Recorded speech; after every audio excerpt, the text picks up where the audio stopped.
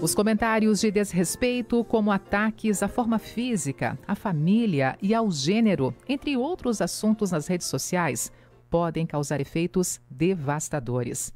Muitas pessoas acabam desenvolvendo a síndrome do pânico, o medo, a vergonha, a ansiedade e, quando não se está bem psicologicamente, sem a capacidade interna de enfrentar comentários ofensivos, pode desencadear depressão e outras complicações ainda mais graves. Hoje, aqui no nosso quadro Medicina e Saúde, eu vou conversar com o psicólogo Alexander Bess, ele que é especialista em ansiedade e síndrome do pânico. Alexander, bom dia, seja muito bem-vindo aqui à Rádio CBN. Oi, Denise, bom dia. Eu estendo aí meu abraço a você, a todo o pessoal da produção da CBN e principalmente ao povo de Santa Catarina, esse estado tão maravilhoso onde meu pai nasceu. Opa! Então eu tenho uma ligação muito forte aí, né, com esse estado. Claro, meu pai nasceu aí, mas além de ser um belo estado, né? Então obrigado aí pela entrevista. O Alexander, esse assunto aqui é para nós catarinenses, para o país como um todo, necessário, pontual. É importante colocar esse assunto em momentos como esse, uma entrevista na Rádio CBN, esse comportamento nas redes sociais, esse apontar o dedo através do mundo online, né? E eu te pergunto já, até que ponto as redes sociais, a internet, ela pode ser tóxica e, inclusive, prejudicial à saúde das pessoas, na sua opinião, Alexander? Muito boa a sua colocação aí, Denise. Infelizmente, a internet pode ser perfidamente funcional nesse sentido, né? Você está falando do cyberbullying. O cyberbullying é uma prática nova, quer dizer, não deixa de ser um bullying. Ele pode ser um bullying direto ou indireto, se o autor se apresentar, mas a maioria das vezes o autor não se apresenta. Então você tem uma conotação ali perversa, duplamente perversa. Primeiro, porque você fica no anonimato, né? Você se protege. Segundo, você está ferindo uma outra pessoa propositalmente. É importante a gente mencionar, Denise, que qualquer ataque de cyberbullying não é uma brincadeira, não é um trote, é uma coisa real, mas principalmente intencional. Então existia uma intenção rodeando esse comportamento já previamente mental na cabeça da pessoa. Então, eu acho que as pessoas têm o direito, né, as vítimas, de ser o que forem, seguir a orientação que for. E justamente cabe às outras pessoas, aos agressores, não pontuar ou não criticar, porque cada pessoa tem a sua história pessoal de vida, tem direito à sua sexualidade, ou à sua orientação religiosa, ou qualquer outro mote que for, né?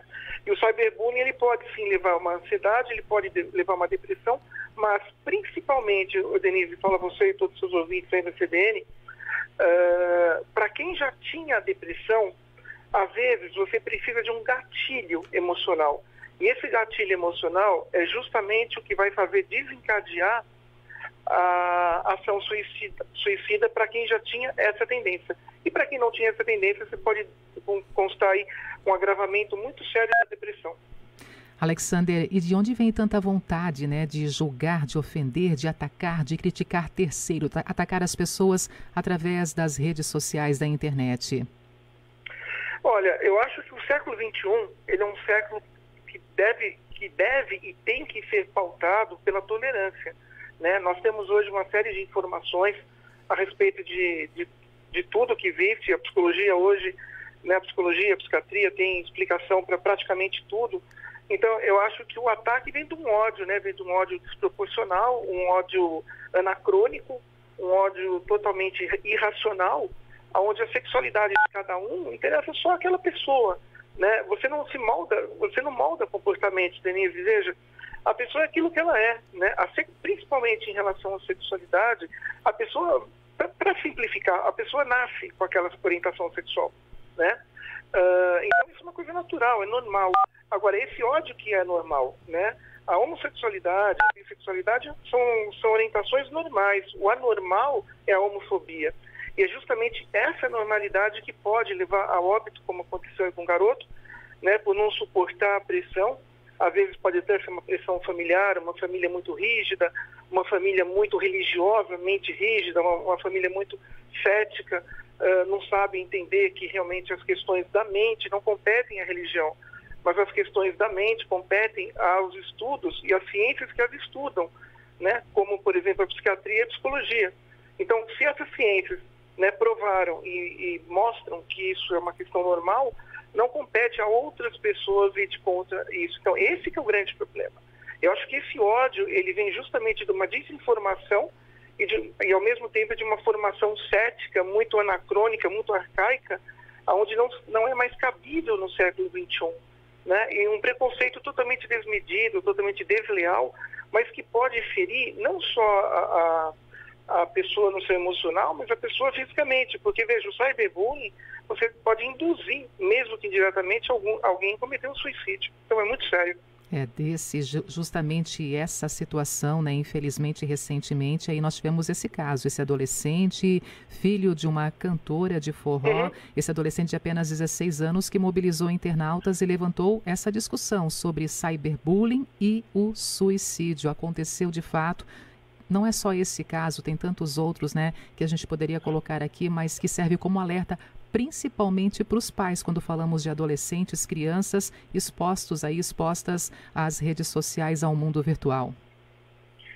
Eu falaria, Denise, para você que acho que a estrutura emocional ela é primordial.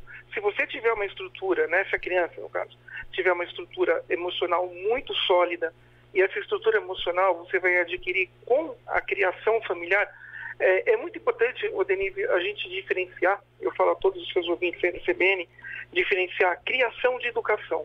Educação é o processo onde você vai aprender a falar, onde nós dois podemos conversar, onde uma pessoa pode ir num restaurante francês, ou ela pode ir num bar da esquina, e ela vai saber botar como manda o ambiente, ou ela vai falar um idioma, vai saber, enfim, tratar as pessoas. Isso é educação, além da educação escolar. A criação é totalmente diferente, é a criação que molda a sua personalidade. Então, uma família com uma tranquilidade, uma família totalmente ali absorta dos conhecimentos intelectuais hoje, sexuais, e possa proteger o seu filho, possa apoiar o seu filho, a sua filha nas suas escolhas e nas suas orientações, essa criança vai se sentir extremamente resguardada pelo apoio familiar, onde comentários externos, como o cyberbullying, vão ser muito difíceis em penetrar. E se realmente causar algum transtorno ali, vai ser uma coisa muito, assim, imperceptível. Não vai trazer nenhum tipo de dano, né, doloso àquela pessoa que poderia ser uma eventual ou mais uma eventual vítima. Então, o fortalecimento da personalidade, o fortalecimento do caráter, ele é essencial para que essa criança possa coibir ou nem ligar para esses comentários, né, secundários que vêm de, você nem sabe exatamente de quem, e para você realmente se sentir bem você mesmo. Então, uma personalidade forte, com autoestima elevada, vai ter condição de enfrentar isso. Agora, quem tem depressão, né? Lembrando que a depressão é uma condição clínica incurável. Você pode tratar, você pode melhorar, mas a remissão total ela não existe. Ela é uma condição imutável, mas controlável ao longo da vida. Então, por isso, a medicação, os remédios, estando ao lado de quem gosta, fazendo coisas importantes e, principalmente, jamais uma pessoa depressiva, seja adulto, criança, não importa, pessoa idosa, tem que ficar sozinha, né?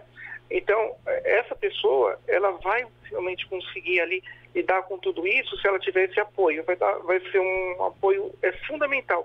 O apoio é o primeiro mandamento da depressão, é o apoio familiar. Depois entra a psicoterapia e aí a medicação.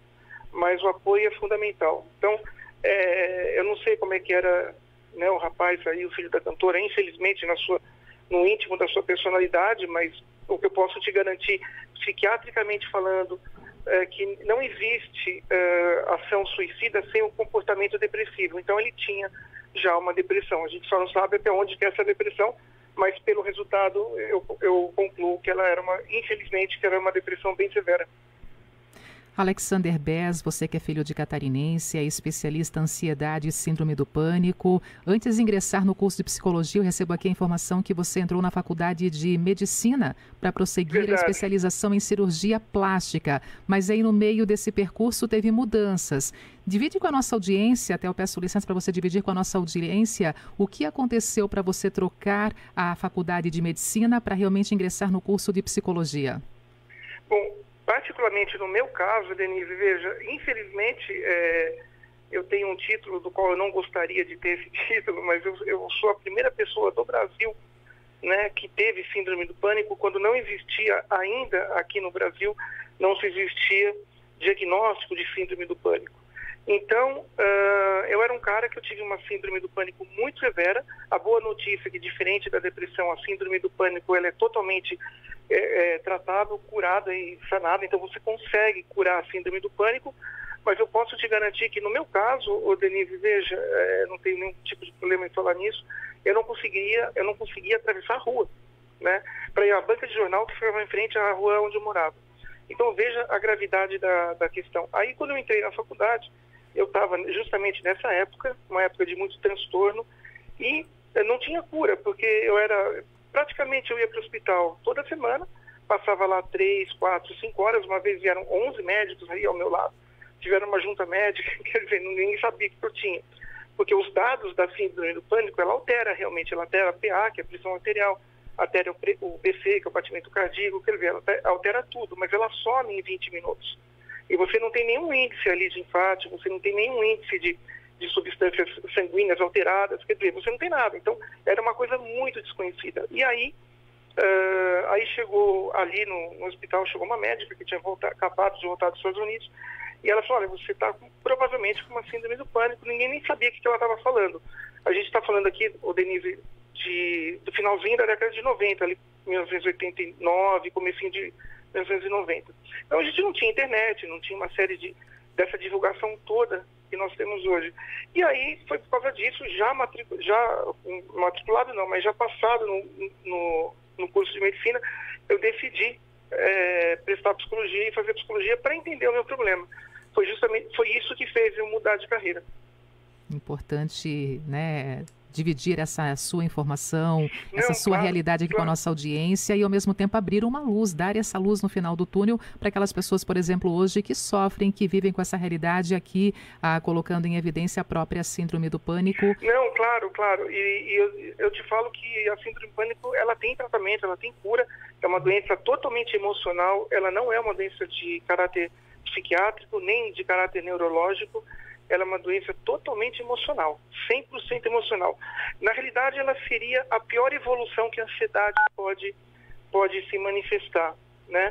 Então, do mesmo jeito que você tem, para você ter um comportamento suicida, você tem que ter a depressão, da mesma maneira, para você ter uma síndrome do pânico, você tem que ter ali uma dose muito alta de ansiedade, que era o meu caso na época, né? Então, mas veja, eu já estava com uma carreira formada ali, eu já tinha um outro destino traçado e às vezes o destino te muda, né? Algumas coisas, enfim. Como é que podemos ajudar uma pessoa que está tendo uma crise, está vivendo aquele momento ali, aqueles minutos, passando realmente os piores momentos da síndrome do pânico? Olha, de todas as sintomatologias, Denise, que a síndrome do pânico apresenta, a pior delas é a dispneia, que seria a falta de ar, né? E a sensação iminente de morte. Existe uma associação muito íntima hoje também, se me permite falar, não fujo muito da sua pergunta, mas acho que faz parte do contexto. A gente está vivendo uma época de pandemia, né? O que esse vírus faz?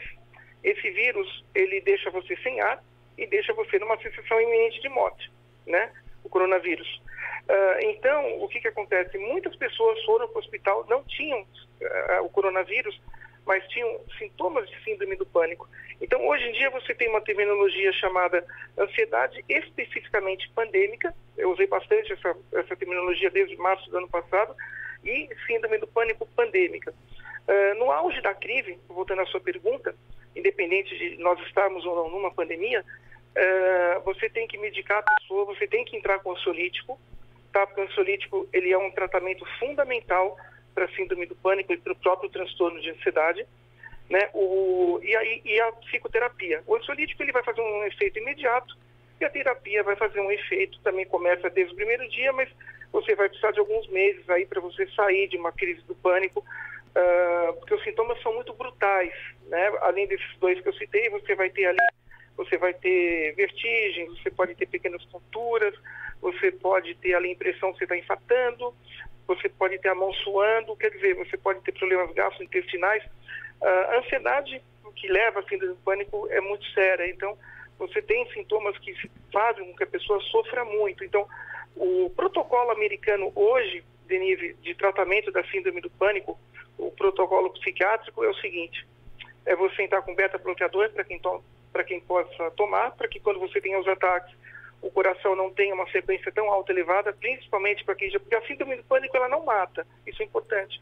Mas, se for uma pessoa cardiopata, que tem algum problema no coração, aí ela pode ter complicações. Então, o tratamento americano hoje, o protocolo é beta-bloqueador, para quem não tem nenhum tipo de restrição medicamentosa nesse sentido, principalmente asmáticos não podem tomar beta-bloqueador, mas aí tem outras medicações que não vale a pena eu citar aqui.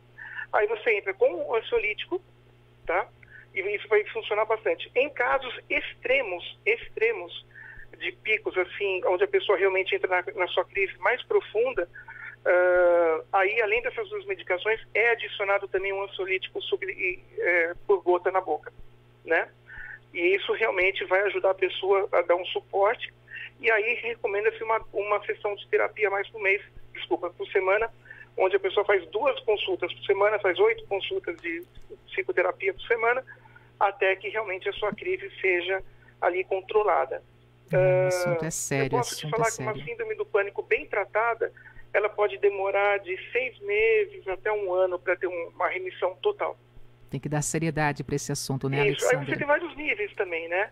Pessoas que sararam de síndrome do pânico, às vezes precisa ter um negócio que a gente chama de manutenção psicológica e fazer a terapia, uma consulta a cada 2 meses ou uma consulta a cada 3 meses, faz apenas uma manutenção e vê como é que está o quadro. Ela é totalmente curável. Agora, tem casos muito sérios que às vezes demanda 2 anos, 3 anos, depende, cada organismo, né?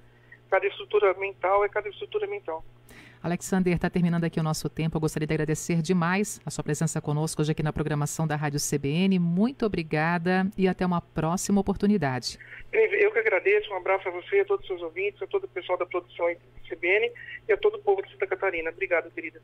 Alexander Bess, psicólogo e especialista em ansiedade e síndrome do pânico, aqui na programação da Rádio que Toca Notícia.